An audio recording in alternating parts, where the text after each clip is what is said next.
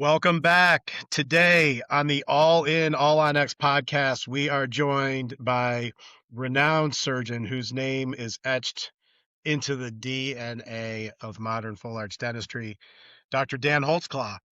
He's one of the world's highest volume full arch and atrophic jaw surgeons, a published author, U.S. Navy veteran, Brazilian Jiu-Jitsu black belt, and a mentor to thousands of clinicians around the world.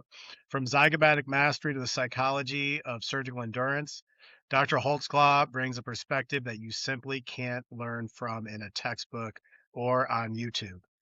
This episode goes beyond implants and into the mindset of a true pioneer pushing forward limits. So let's get into it without further ado. Dan Holtzclaw. You dressed up for this.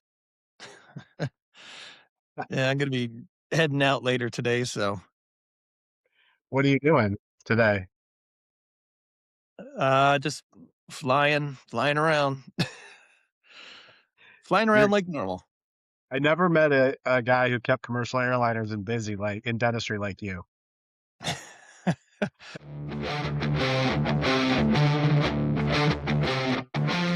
Welcome back to the All In, All on X podcast, where we take you behind the scenes of full arch dentistry, innovation, and the people who are redefining what's possible. Here we go beyond the procedures and into the lives of people shaping full arch dentistry. This isn't just about implants or workflows. It's about the lives we build, the decisions we make under pressure, and the leaders who push this profession forward when no one's watching. Get your head straight, because we're about to go all in.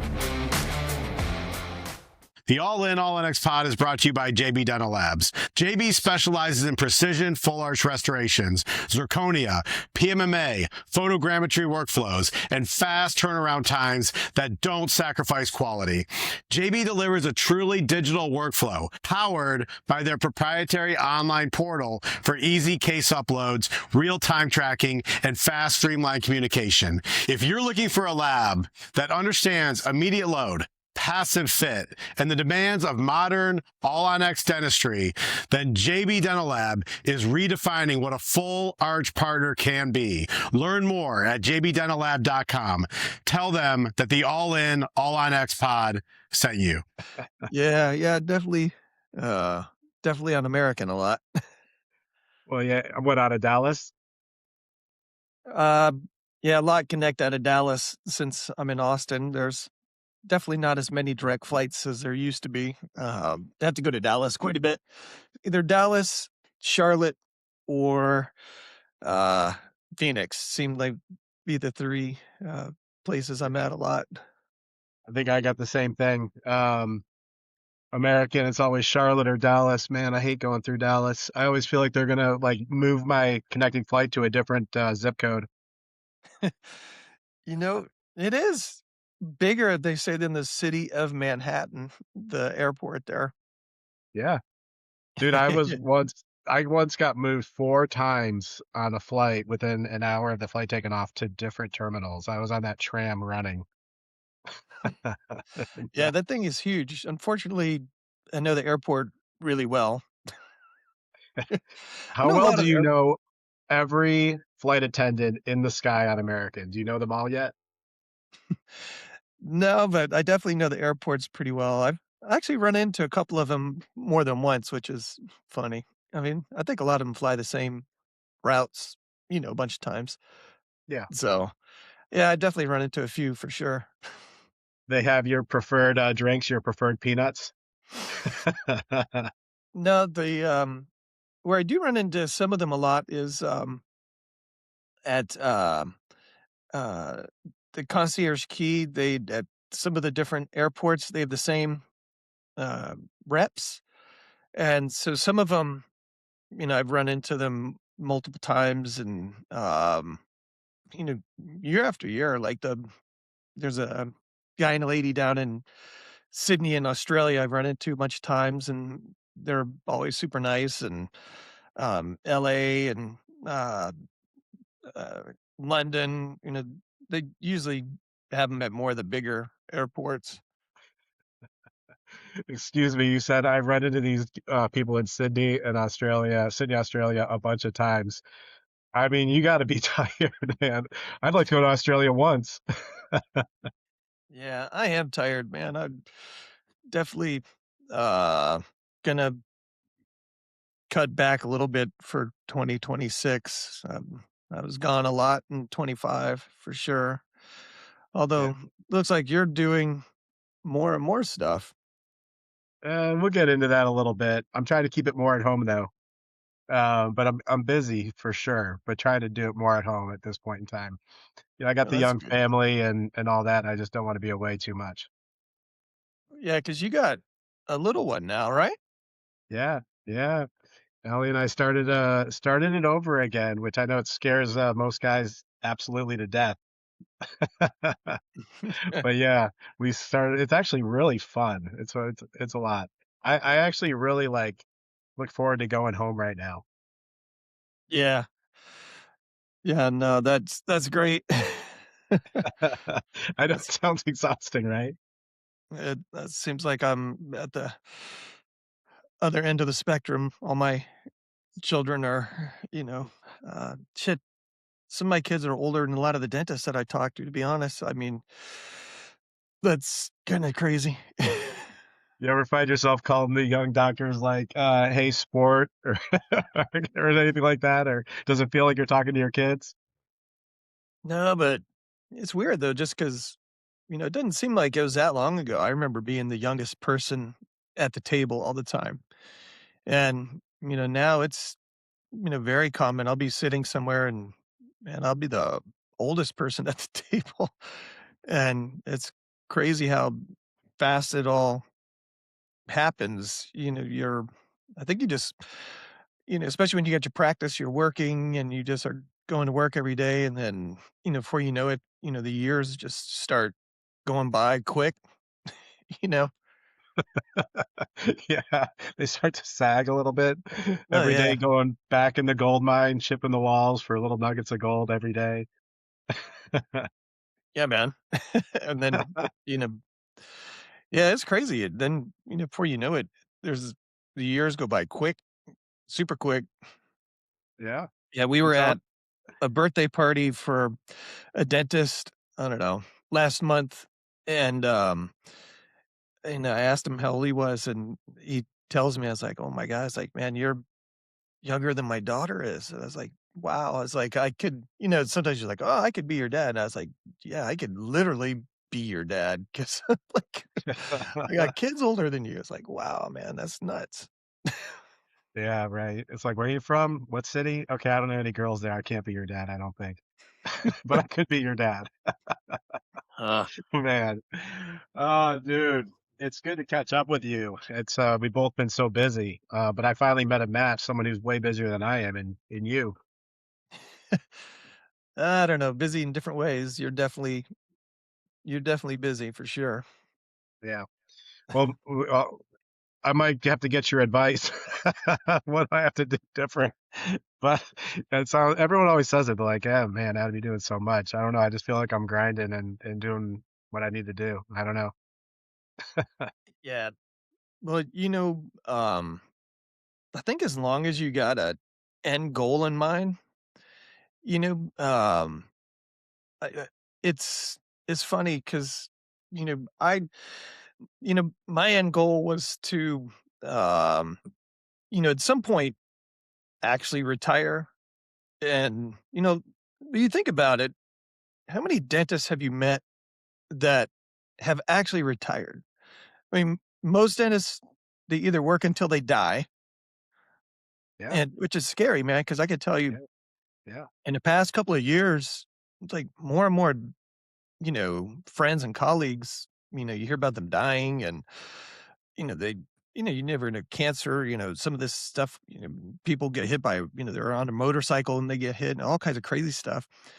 yeah, And then you got some guys that are working, because they have to work because, the way they had their lifestyle and yeah, everyone can live their lifestyle differently. I mean, I know some friends, they've got, I remember talking to one guy and he's telling me he's getting a Porsche next week, right? At whatever time that was. And he's like, "Oh yeah." He's like, "I'm excited. I get this Porsche coming in next week." I'm like, "Oh, cool." And, here, my mindset, I'm thinking, you know, what car did you used to have? What are you trading in? What are you getting rid of? So right. I asked him. And he says, "Oh, no, no, no, I like to collect them. I've got like this will be like my 4th." And I'm Uh-huh. like, "What the hell?" I was like, I mean, and this guy was, I mean, he's a good 10 years younger than me, easy. Yeah. And I'm just like, "Wait a second." I was like, so this guy's got his daily driver. He's got, this will be like his 4th Porsche that he Mhm. collects. Right. And I'm just like, I just thought differently, man. It's like, I drive an old truck, dude. I mean, Yeah. I drive an old truck, and, you know, basically every penny that I ever made, I mean, yeah, spent everything on the kids and, got all that taken care of. And, fortunately, like you, I was in the military, and, the military actually covered a lot of my kids' expenses. Um, Good. and, which was great, that and scholarships and all that kind of stuff. And, but every penny that I got, I invested in other things. And, um, you know, now at this point, if, if I want to just say, okay, I'm done, I'm done, because I didn't have, the Yeah. ski house and the lake house and the 4 cars that sit in the garage, you know, until the weekend. And, you Yeah. know, I mean, shit, dude, I've had crazy stuff. I mean, like, I used to own a FedEx trucking line, you know, and No kidding, really? yeah, and so that's what I was doing, and, my end goal. Yeah. And I don't think a lot of docs have an end goal in mind. They're just going to work, and Yeah. they're just going to work. And I mean, a lot of times you're just trying to keep your head above water because there's so much stuff going on. But I Right. think, and, you know, I have people that ask me, like, "Why you travel so much?" Like, how can you be, like this year I was gone 300 nights from the Yeah. house. And it's like, well, Keep going. You've already answered questions 1 through 4. Let's do 5. that's good anticipating things, but it's like, um, having the end goal in mind. It's like, okay, I'm gonna grind super hard. I'm gonna, you know, uh, Why are you going so hard? You know, I imagine you could probably you just kinda said it. I was gonna ask you. You could retire right now if you wanted, right? You could just be done, yeah, probably? I mean, 100%. unless you're under some contractual obligation to do 12 more months with, implant company or some teach I don't know if you wanna say, but unless you were under some contractual obligation for a number of months coming forward, could you retire right now? Well, yeah, 100%. Um, Mhm. you know, that was the other thing back during COVID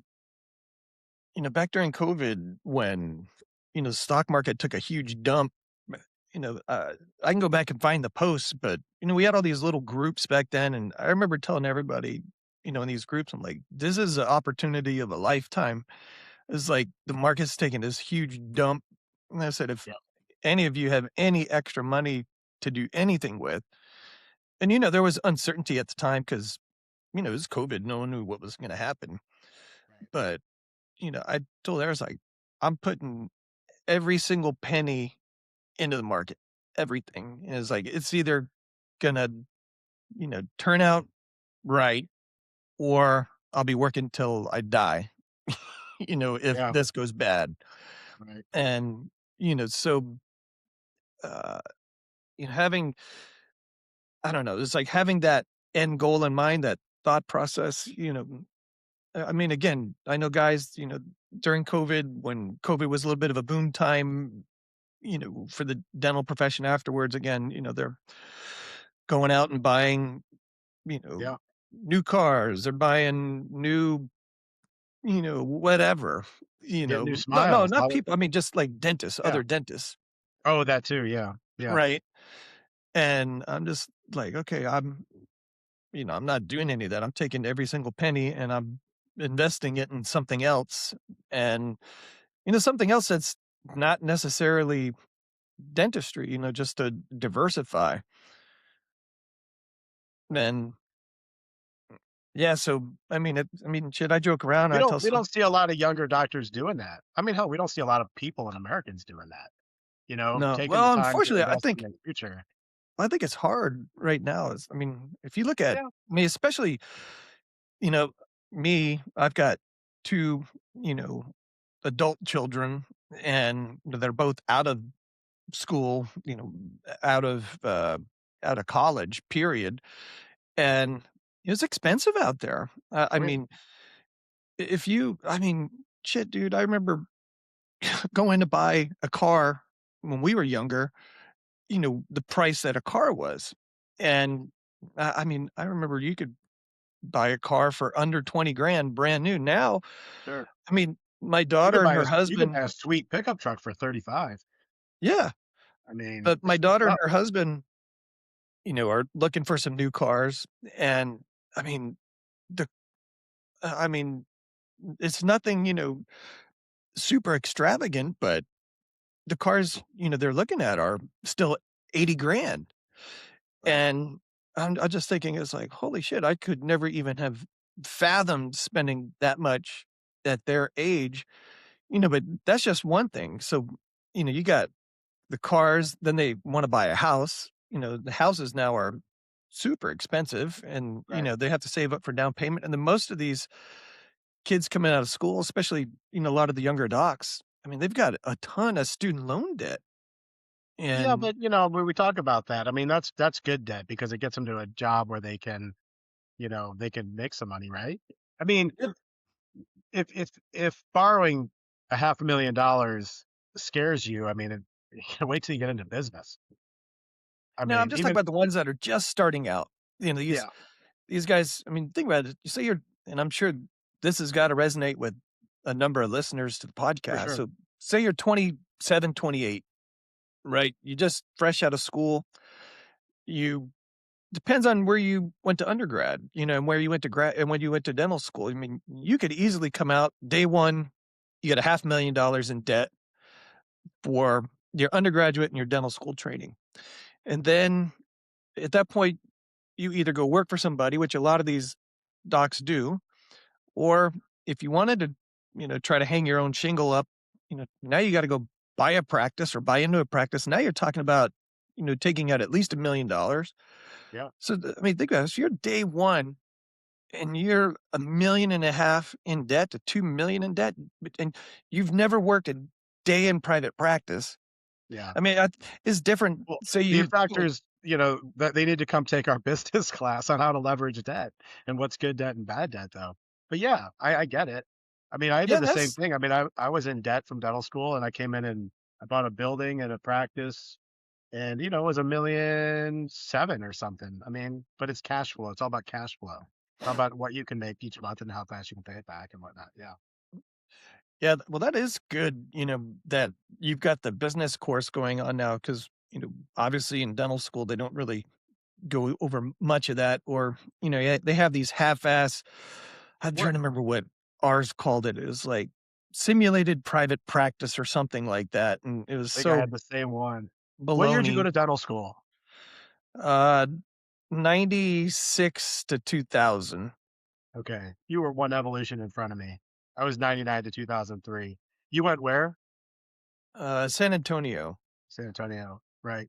So let's get into dental school. Because you've been in education, you've been teaching doctors for decades now.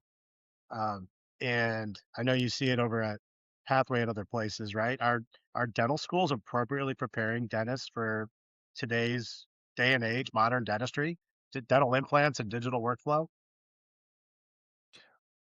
Well, the thing is, and I hate to say this, but it's almost like dental school needs to have an extra year now, or the curriculum really needs to be reexamined because if you think about it, there's so much more to know than what we had to know. And again, a lot of the basics that are taught is, I mean, I don't know, this could be controversial to say, but again, your first year in dental school, biochemistry. You already took biochemistry in undergrad. Do you really need to take biochemistry again your first year of dental school? Right. And realistically, how much biochemistry do you think about in your daily practice? Unless you're a periodontist in research, none.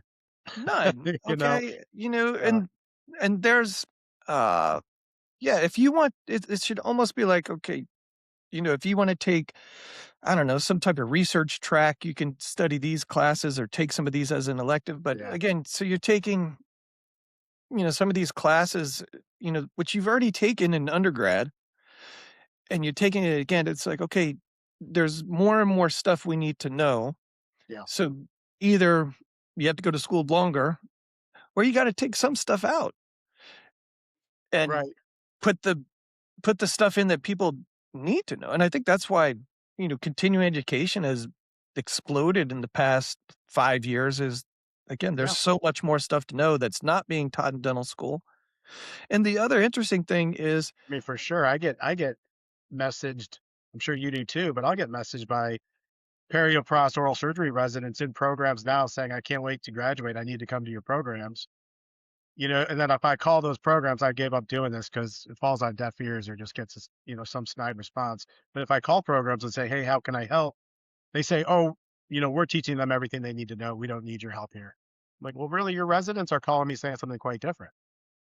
well, what's interesting? So I had, I'm a little pigeonholed at this point in my career. I basically do remote anchorage, right? I mean, I basically do remote anchorage. And, so I've offered to go teach it at some programs, especially, for example, perio programs, just because in the remote anchorage world, probably the least represented group, I would say, is periodontists. I mean, you have a lot of GPs, you have a lot of oral surgeons, uh, but there's very few periodontists doing it. And so, I've talked to a couple of programs and I said, hey, I'll be happy to come talk to you guys about remote anchorage. I was like, I won't even charge you just because I want to come try to help you out, try to help the perio community out. And I finally had one of the faculty tell me something that really resonated. And then it made me understand a little bit of what you're talking about too. Is this faculty told me, they said, hey man, look, we would love for you to come talk about this at the program. I said, but here's the reality of things. So you come here, you talk about this, you get the residents all excited, even if you do a demo surgery, whatever. So after you leave, they're going to want to do this. And none of us have any experience in this. So we Right. can't mentor them. So now they're all excited about this. None of us can mentor them. So we're not going to be able to do the after you leave and give this 1 day program. Yeah. And I said, okay, that's understandable. And then he's also said, and he's like, and plus on a personal side, he's like, it makes us look bad. He's like, because we don't know it as much as the residents don't know it because we've never done that stuff. We never trained in it. And so, we don't want to look bad in front of the residents and we can't help them do it. And it's not like you're going to be able to come here, every other week to do it. So they said, you know what, we got other stuff we could focus on. Let them deal with that after they get out of the program. Wouldn't it be a great idea, Professor so and so, faculty member, Schmuckatelli, to swallow a little humble pie and come learn from Dan Holtzclaw as well? And then just in the future, and just say, okay, well, at least we gave the residents some exposure. I mean, I don't see how holding them back helps them either. I mean, it's worse because you're like, yeah, we know this exists out there, but we're not even going to let you get a talk. We're not even going to let you get a demonstration. I mean, the pompousness of that, the pride of that, like swallow your pride, man. Yeah, and like you said, exposing people to more um, different types of treatment, is good because again, a lot of these are very academic programs, and I mean, Yeah. my God, you do spend a lot of time doing some academic work that has real no translation to real life. I mean, in the perio world, how many times have I thought about, black licorice extract and how it affects the cell wall of whatever freaking bacteria is like zero. And then when I see that at a meeting, it's like, I have to stab myself in the leg with a pencil to stay awake because it's like, "What? Right. And What are they're we?" talking about it on the main podium for 50 minutes.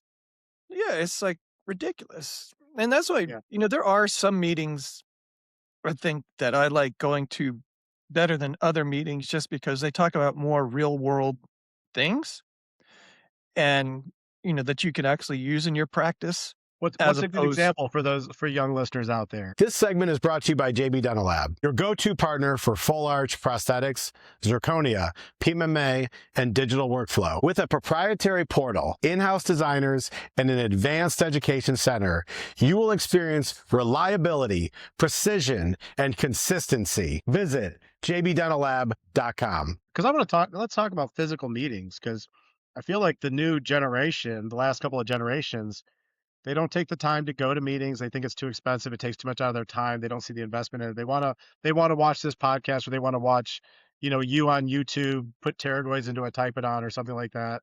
I mean, there's a ton of value, right? In real world, getting together with your colleagues. And what meetings would you go to? um, well, I think there's different reasons people go to different meetings. One, in the past, that was the only place to get your CE. So everybody had to go to a meeting. But Right. now there's so much CE online. And again, it's a different environment now. If you are struggling, if you got a ton of debt, and you don't have the money to travel to a meeting, I get it. And uh, it was funny. I actually went through, I still have every CE certificate I've ever gotten back to when I graduated dental school. And a few days ago, I'm cleaning up the office, end of the year stuff. And I actually took all the CE certificates finally and just scanned them all in. I still had all the paper copies of them all. So I scanned them all in. And one interesting thing is, there were a couple years where, it was very lean, especially in the early years. Mhm. It could have been because I was in the military at the time and I mean, you're not allowed to get away that much. Right. But and there were some early years in private practice where I didn't go to much CE because one, I probably couldn't afford it because, you got to buy a plane ticket, hotel, the registration for some of these meetings, especially, uh, the big uh, meetings for some of the organizations and associations where maybe, like, for example, if you, like for the AAP, if you're board certified, you had to attend the meeting and you, you know, they were not cheap. Yeah, And thousand then you, thousand bucks or something. Hey, yeah, yeah. So if you're starting off, I could see that where you'd be like, okay, look, I'm going to do most of my stuff online at home. But like you are saying, at some of these meetings, um, some of the best learning actually happens outside of the meeting when you're with your right. colleagues, I agree. after hours, just hanging out, talking. Yeah, 'Cause then you get to hear some of the real world stuff, "What are you doing?" "Oh, I'm doing this," "Oh, I've got this case, I've got this problem coming up, or going on. Oh, yeah, I had something like that." So you get to talk about that type of stuff. You don't get CE credit for it, but that's where some of the best learning happens. We would joke about it and say, some of the best learning at the meetings happens at the bar after the course. it's true. I think it's true. And in the Yeah. hallways and in the don't skip the vendor hall. Go to the vendor hall. Like that's where you talk to everybody. Oh, yeah. Man, Yeah. it's funny, and I'm sure you probably experienced the same thing. Um Back I remember back when I was in the military, like, if you wore your uniform to a meeting and you went into the vendor hall, it was like you were freaking invisible, man. You would walk up, they would pay you no attention, they wouldn't wanna give you the time of Checkbook. day. You didn't have a checkbook to spend money. Oh, yeah.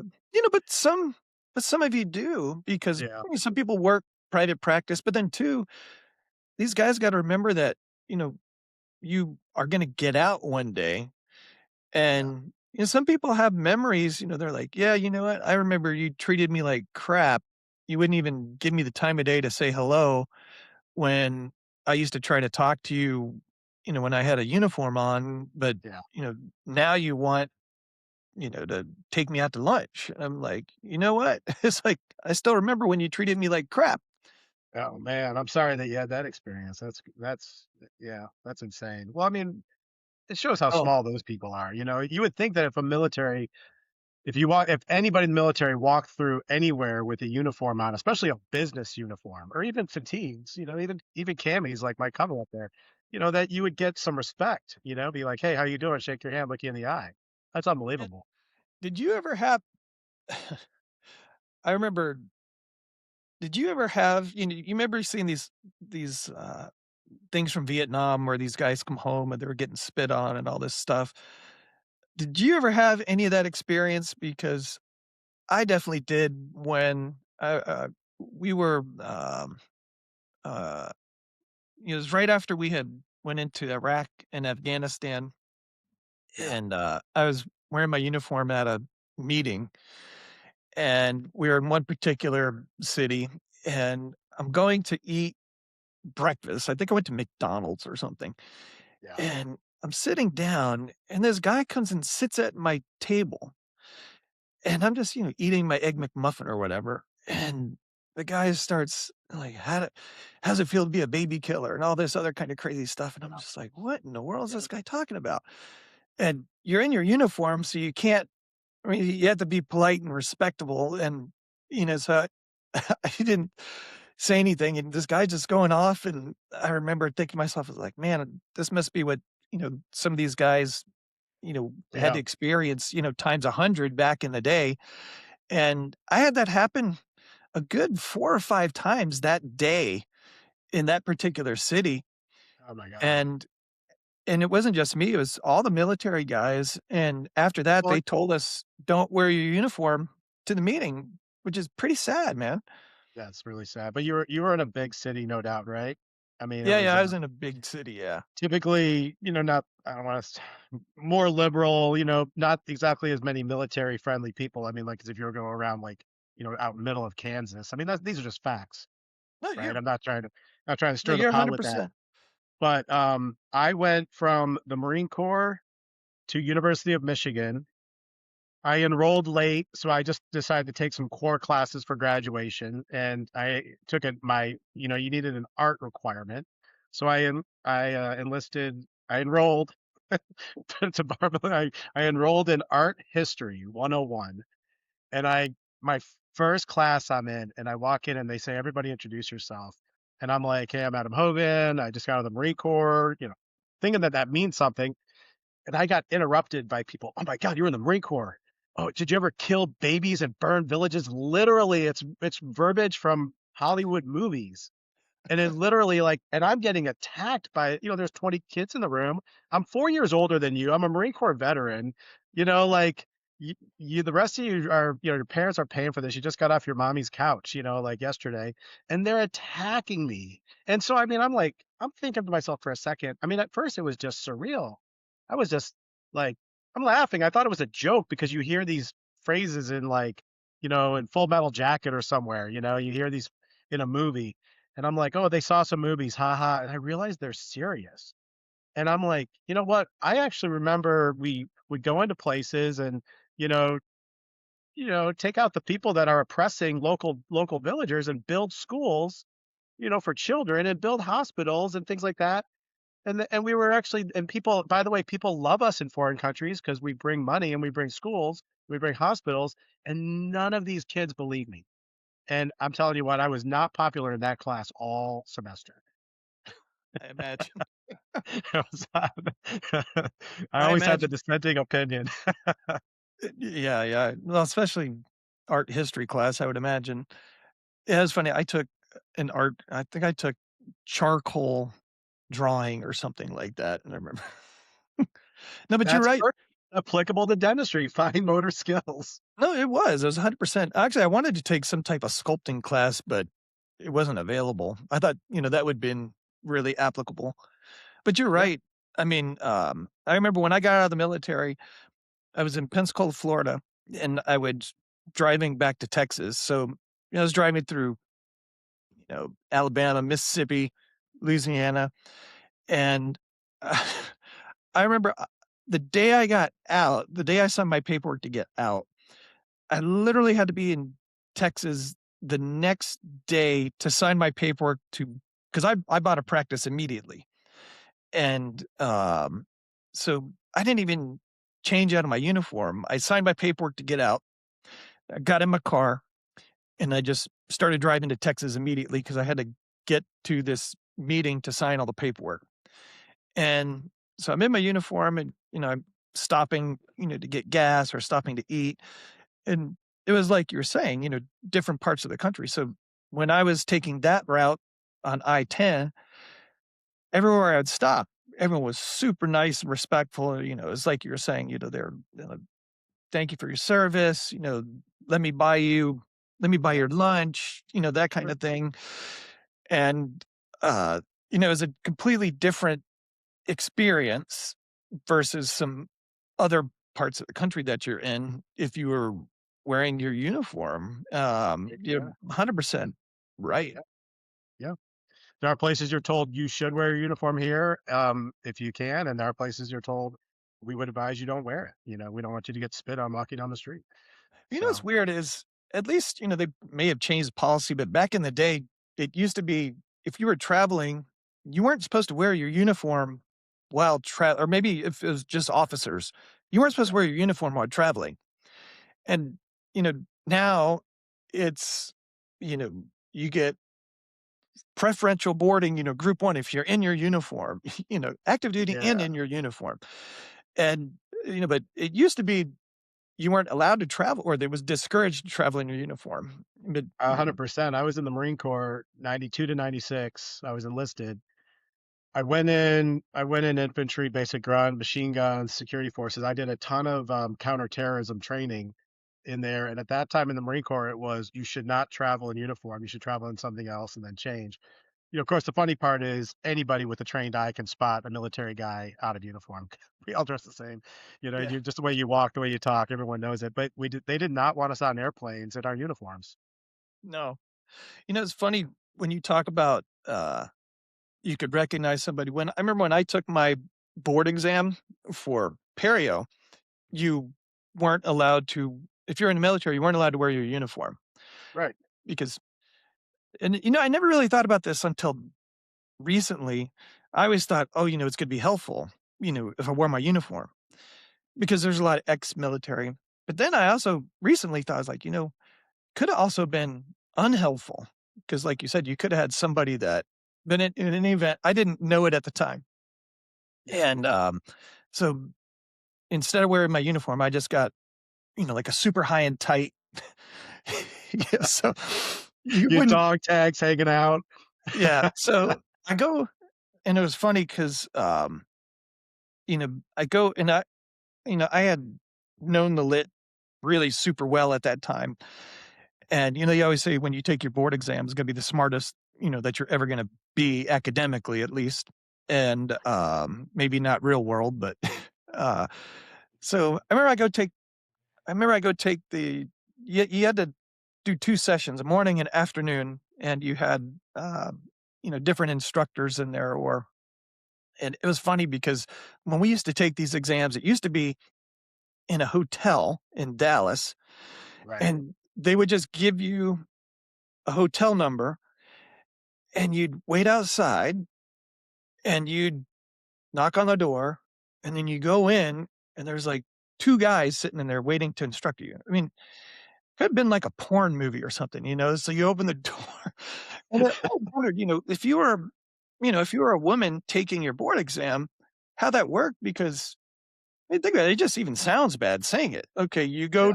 knock on this random hotel room, they open the door and there's 2 guys waiting in there.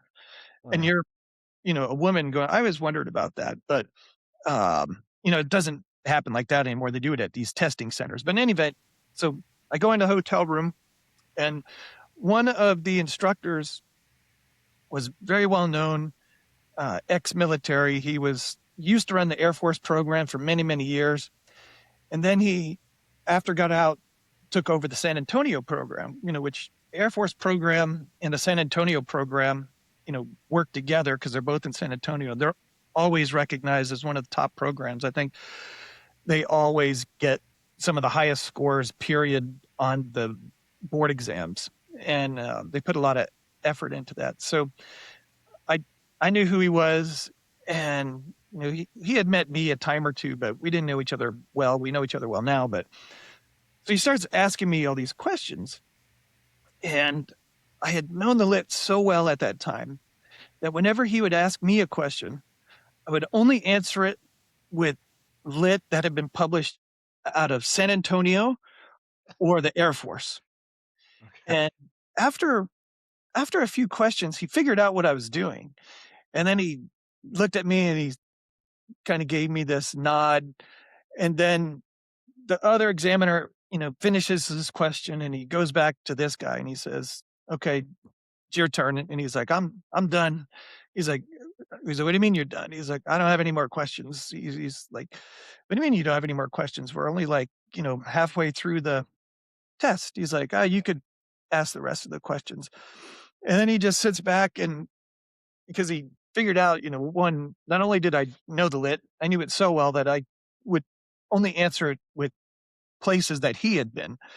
And, I talked to him later and he's, we were talking, he's like, "Oh yeah, well, I could tell you were in the military just from the way that you looked. And then Yeah. y- the way you answered the questions, but it's, you would prep super well for those things. And, um, you know, doing that,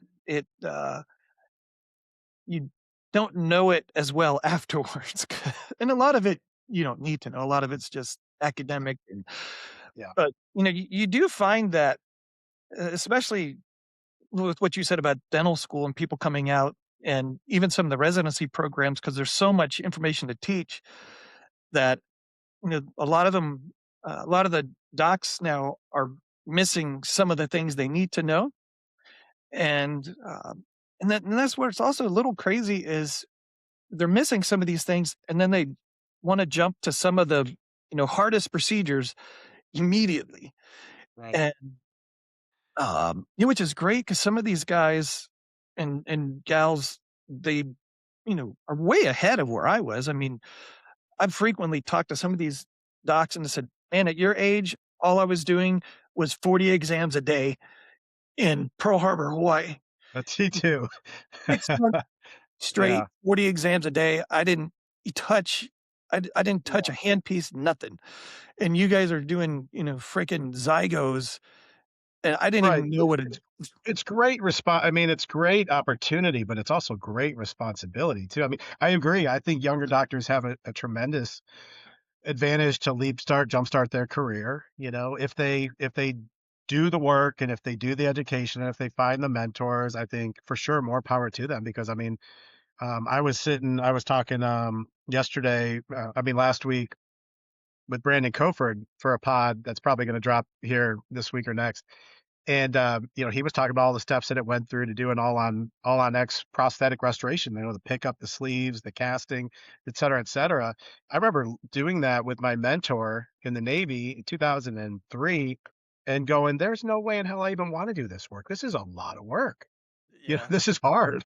And now it's like, well, we could just scan it. So, well, I mean, you need to know prosthetic principles. That's the problem with digital dentistry is everyone thinks it's going to be easy. You still got to know. But so where we had an advantage of coming in through the caveman days with the clubs and the rocks and starting fire, we learned a tremendous amount before all this digital knowledge was dropped on us. So I don't know. It's kind of a conundrum being young.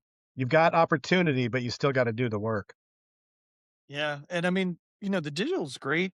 It's literally a whole new world of dentistry. And, Yeah. again, that's where it's also, I think it would be hard for the schools because there's so many different ways Yeah. to do it. Yeah. It's almost, they have to pick.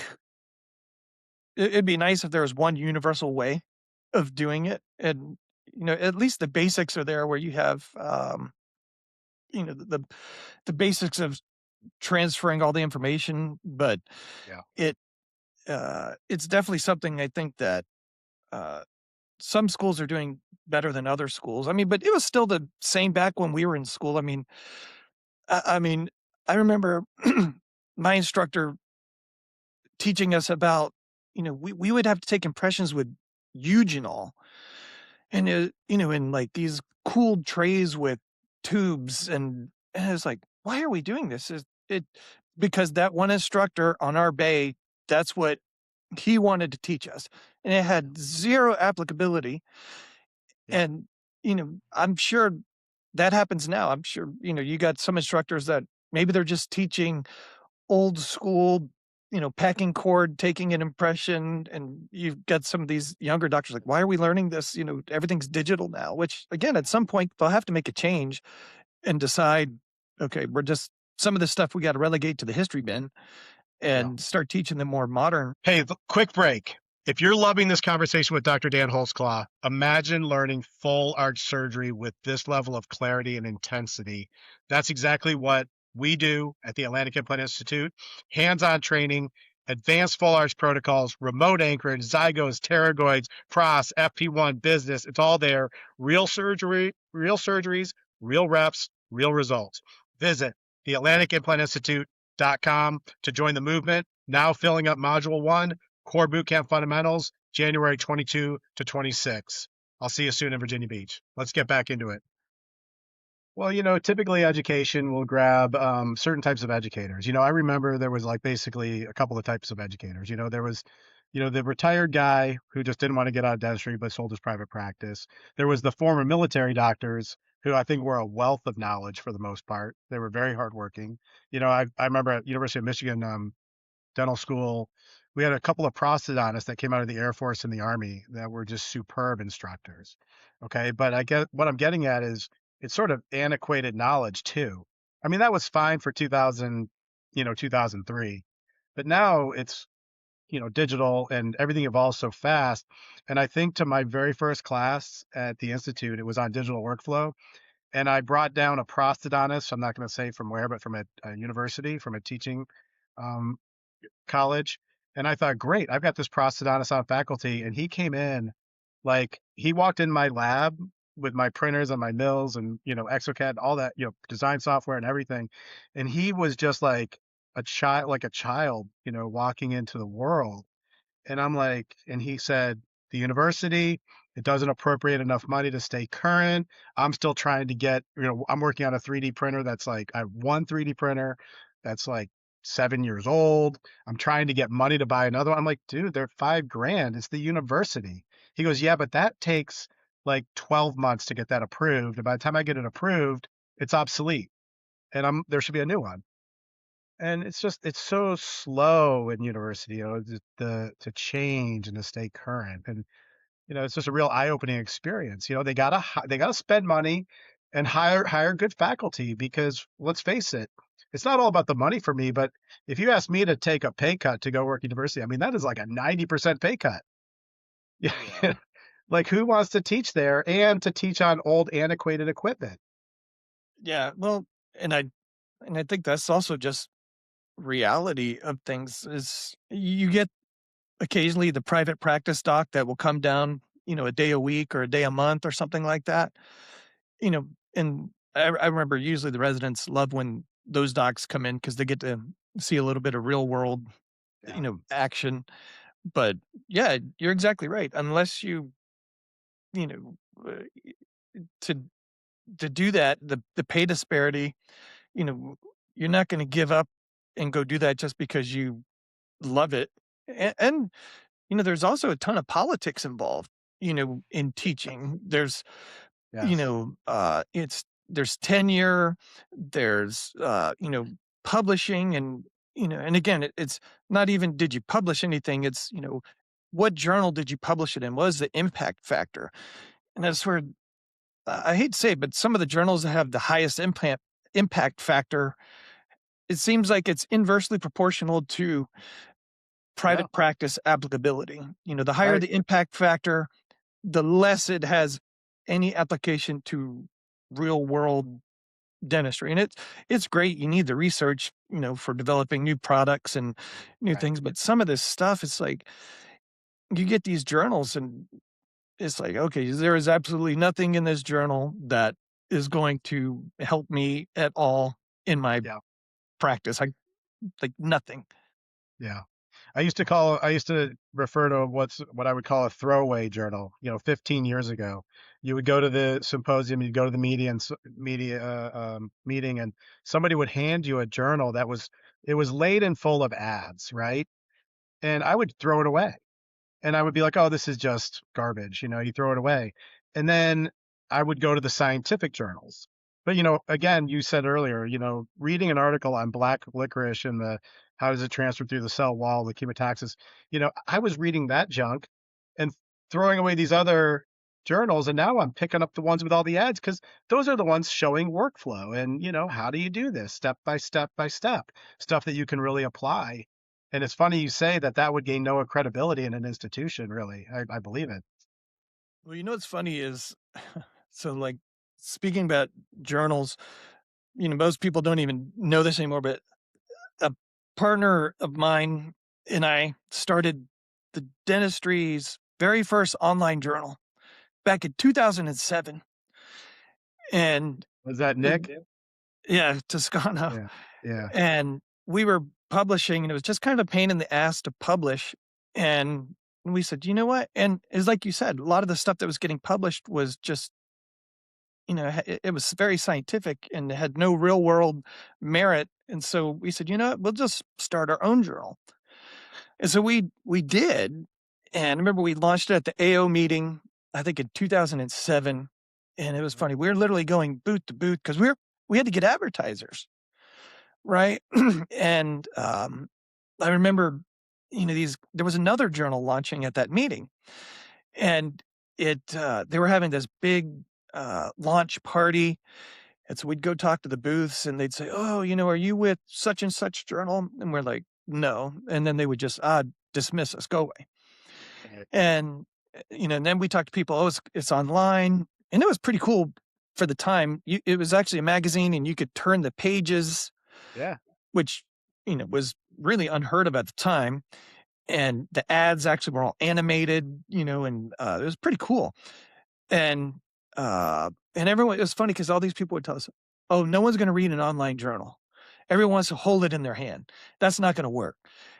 And so in the event, they had this launch party for this other journal.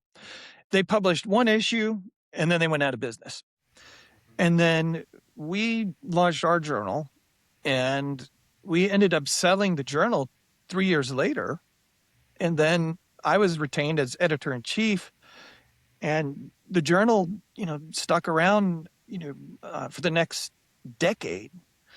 And so, there's, talk about other little side ventures and things, this was another little side venture, and it, was one of these things where, at the time people are like, well, who are you guys to be doing this?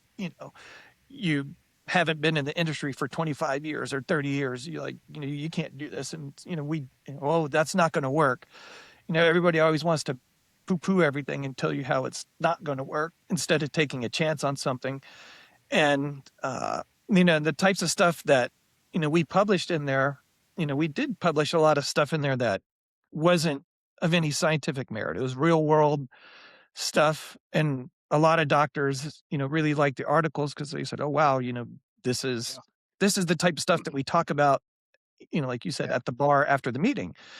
And, technique articles and real world stuff. And, that's what people wanted to see. And like, tying all this back together, if you're in academics and you're being judged by, how many articles you put out and what journal they're in, and, you're going to be focusing all your time and attention to that, not getting the newest, latest printer, because you're being judged on, A, where real world you need B, and it many times doesn't translate.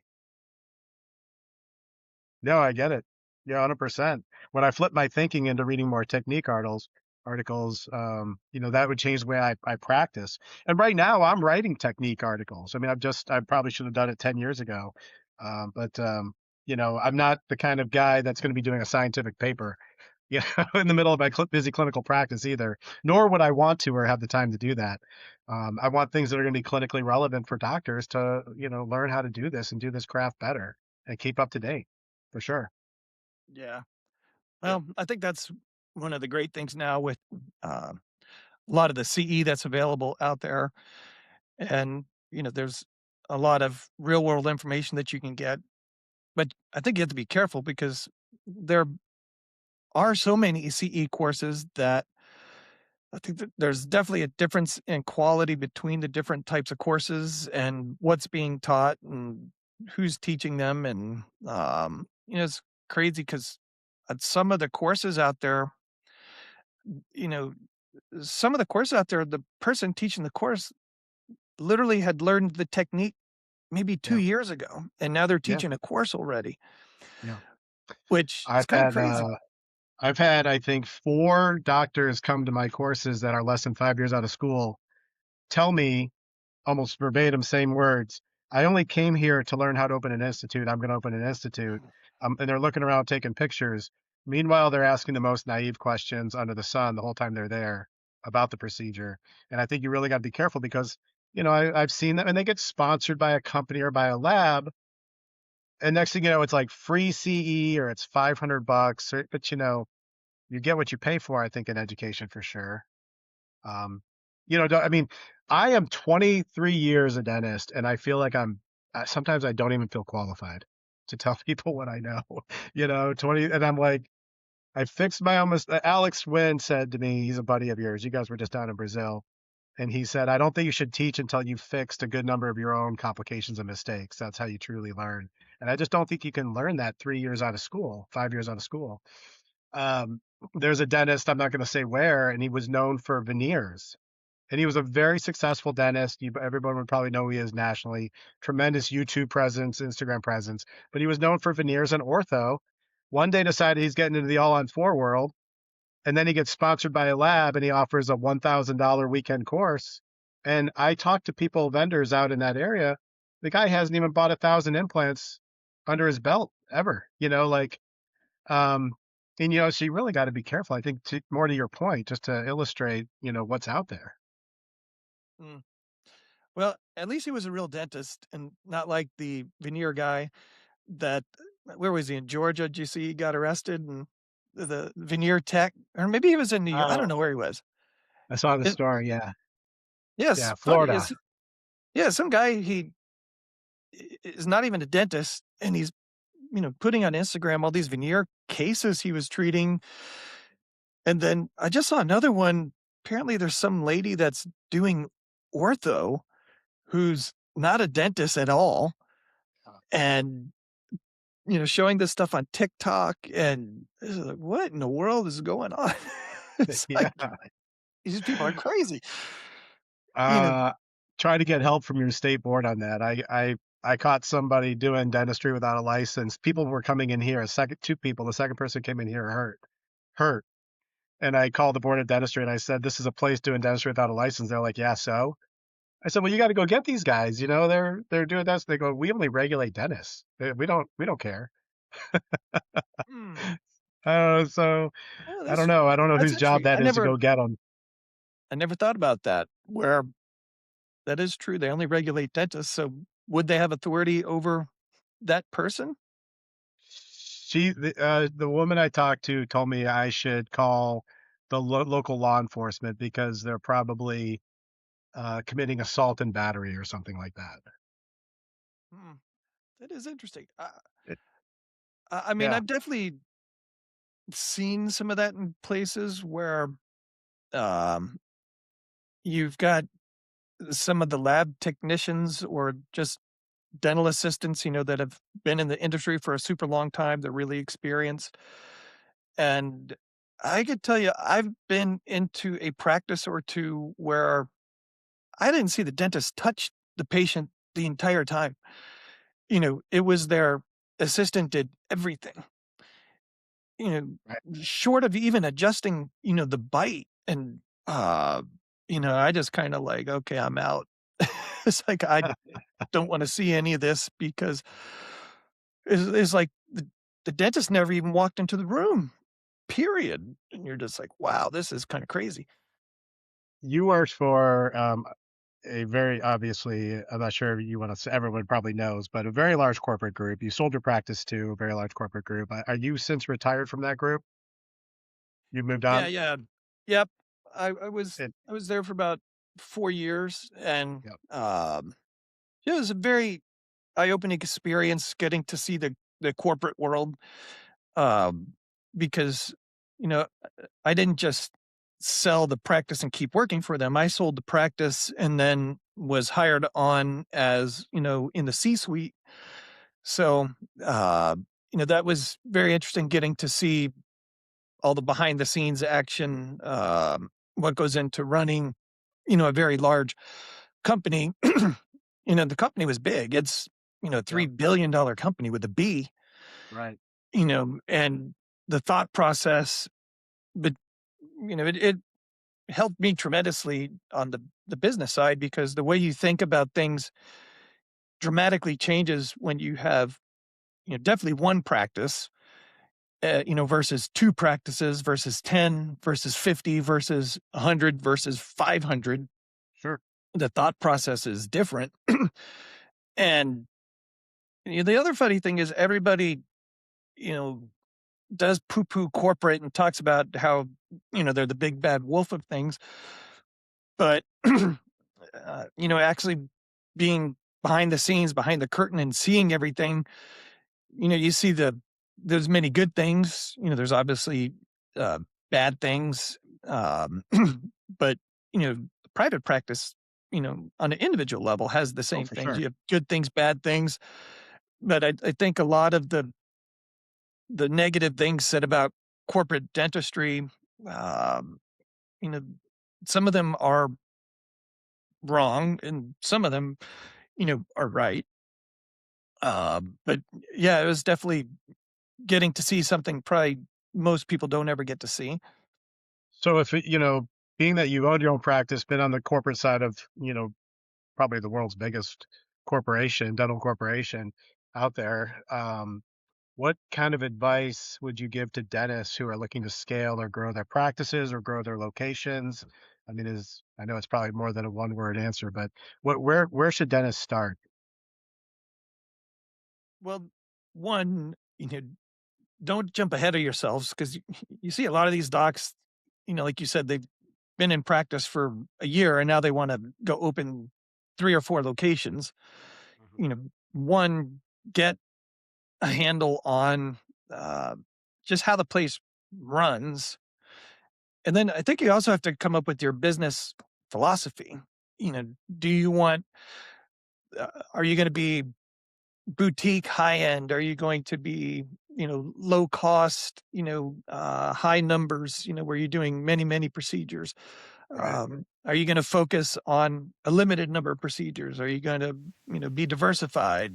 You know, um, and probably one of the more eye opening things that I saw was, because we get to see P&Ls from many, many practices because, you know, and the better practices that we saw were the more diversified practices. The practices that were solely focused on, say, fixed arch. Those were the hardest practices to run because, the overhead was super high. The advertisements typically were very, very high.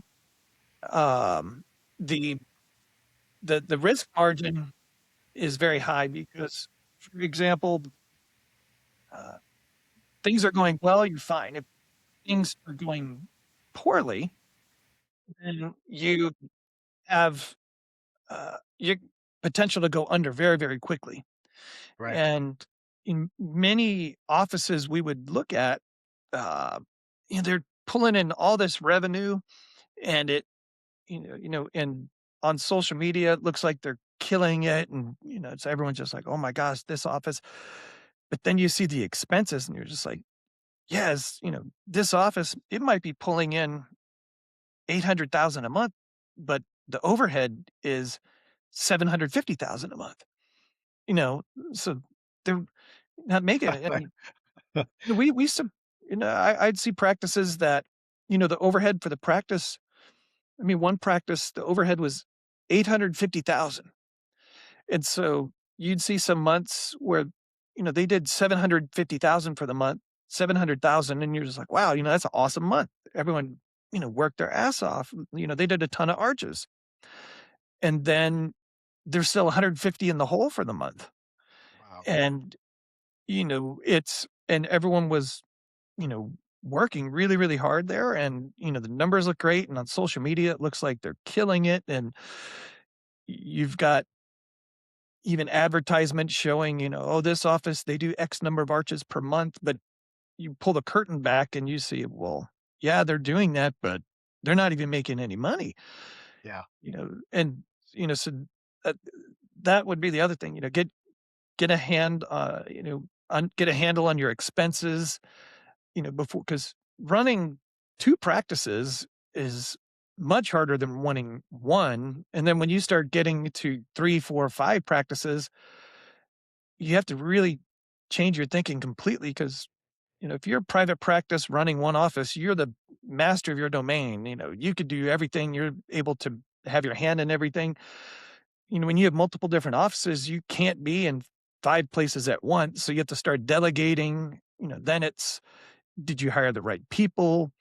And then do you have any systems in place? Because, if you don't have any systems in place, then it's all people, oriented. Well, you've got a great person at practice 2, and you got a terrible person at practice 4 because there's no system, and each one's basically being run as its own independent little office. So unless it has the same system that's implemented everywhere with Yeah. policies to follow, Or as you just Office 4, that you have a system and they're just not even reading it or don't care. They're going to do whatever they want anyway.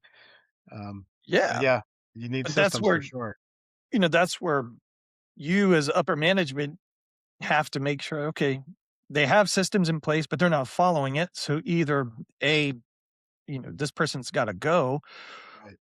or I need to pay a little bit more attention to that place and make sure they get back on track.